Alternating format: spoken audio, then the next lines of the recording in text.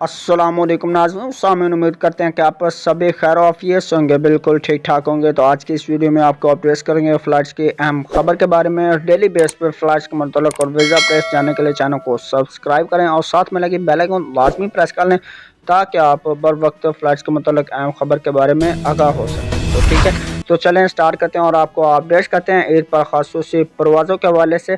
तो इस वीडियो को लाजमी से वॉच करें और शेयर हो सके तो जितना हो सके शेयर न्यूज़ भी कर दें। ठीक है, तो ईद पर ख़ासूसी परवाज़ें अल सऊदिया के वज़ारत और मस्जिद अल हराम में ख़वातीन एहलकारों समेत गुज़श्ता हफ्ते सऊदी अरब में क्या हुआ, तफ़सीलात से आपको अपडेट करते हैं। तो इस वीडियो को लास्ट तक लाजमी से वॉच करें।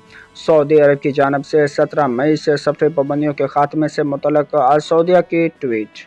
मस्जिद अल हराम में तैनात की गई ख़वातीन एहलकार सफ़री पाबंदियों के जुज़वी ख़ात्मे के बावजूद पाकिस्तान पर पाबंदी बरकरार रखना गुज़श्ता हफ्ते के दौरान सऊदी अरब की अहम खबरें हैं। कचरे के ड्रम से मिलने वाले 9 मौलूद को बचाया जाना, पाकिस्तान की निजी एयरलाइन की सऊदी अरब से पाकिस्तान के लिए परवाज़ें, वंटो मशरू सऊदी अरब कैसे पहुंचा, और कोरोना केसेस पर बाज़ शहरियों में लॉकडाउन की इतलात भी ज़्यादा तवज्जो हासिल करने वाले मसनूआत की फहरिस्त में शामिल। अल सऊदिया की जानब से परवाज़ों की सैनिटाइजिंग के लिए मुआहदा और ईद के बाद तमीराती काम के औकातकार और नए ज़वाबित मुकर्रर होना भी कारीन की ज़्यादा दिलचस्पी।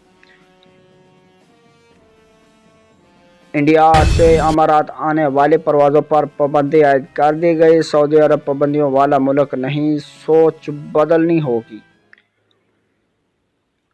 गैर मुल्कियों को लौटने वाला सऊदी यमनी साथी समेत गिरफ्तार हो गया।